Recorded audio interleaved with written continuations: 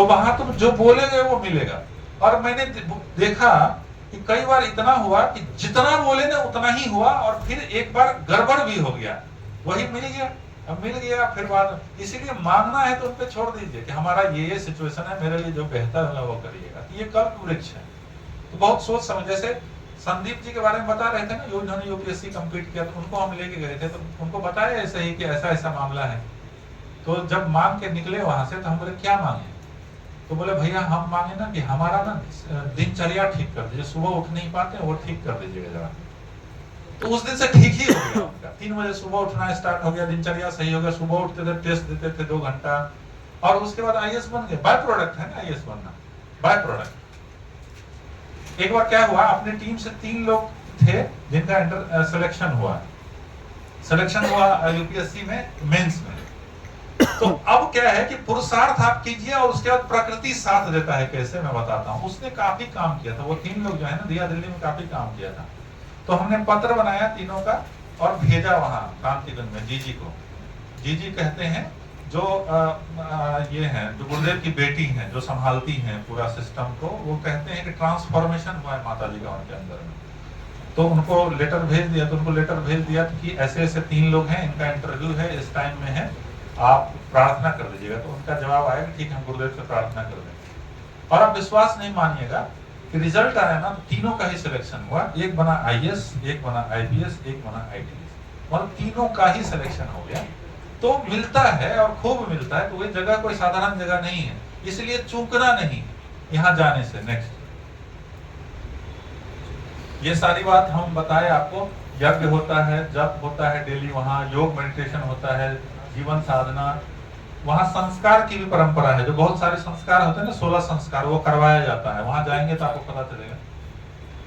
Meeting with divine personality, अखंड दीप, हाँ ये बहुत इंपॉर्टेंट है।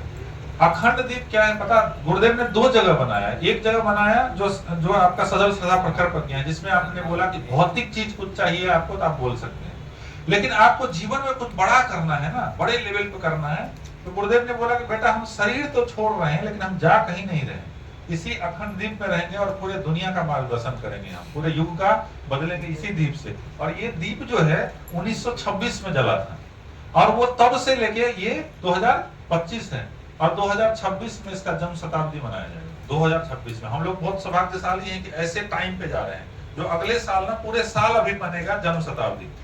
और कहा जाता है कि इस दीप के सामने, दीप नहीं है, इस स्वयं जो है ना महाकाल का अंश है वो। आप बोल दीजिए, वहां आप देखेंगे धीरे धीरे धीरे आपके अंदर ऑपरेशन स्टार्ट हो जाएगा आपके जीवन में।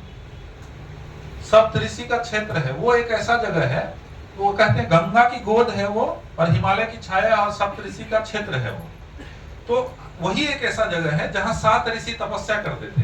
तो जब गंगा आई ना, जब भगीरथ तपस्या किए थे, गंगा आई, तो 7 ऋषि को डिस्टर्ब ना हो तो अपना धारा डाइवर्ट कर दिए थे।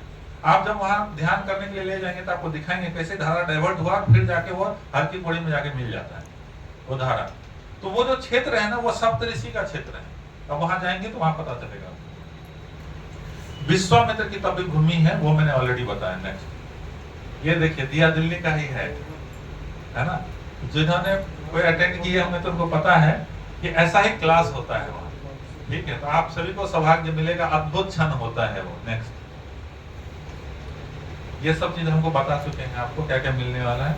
ये देखिए साहित्य है, जो गुरुदेव ने 3200 साहित्य लिखा है, सब कुछ है यहाँ। वहां घूमेंगे जाकर के ना, तो आपको जो पसंद आएगा वहां से ले सकते हैं। नेक्स्ट, मेडिटेशन ये हाँ, नाद योग, जो नाद योग अभी करवाया गया।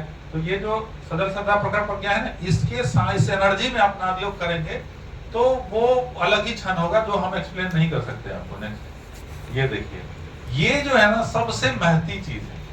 मतलब गंगा तट पे जो भी गया वो पागल हो गया है। मतलब दिल्ली में तो इस जो है नॉइज से, इस कोलाहल से इतने परेशान व्यक्ति जब यहाँ जाइएगा, सुबह में बैठिएगा तो लगेगा शायद करोड़ों रुपया देते ना तो ये क्षण हमको नहीं मिल पाता। ये आपका यूनिवर्सिटी है, देव संस्कृति विश्वविद्यालय। वहां जाएंगे तो देखने का मौका मिलेगा कि जैसे पहले नालंदा विश्वविद्यालय होता था। हम सुनते हैं ना कि हमारे देश में ऐसी यूनिवर्सिटी होती थी, तक्षशिला होती थी, दुनिया के लोग आते थे, पढ़ के जाते थे। तो उसी बेस पे ये यूनिवर्सिटी बना है। आप जाएंगे अंदर तो वहां फील करेंगे जाके कि अलग लेवल है, और बहुत सारी अपॉर्चुनिटीज भी है आपके लिए यहाँ। नेक्स्ट, ये बहुत सारी चीजें हैं। वहाँ रिसर्च सेंटर भी है। रिसर्च सेंटर जैसे मान लीजिए आप ध्यान करते हैं, योग करते हैं, तो ये किंवदंती नहीं है कि भगवान खुश हो जाएंगे।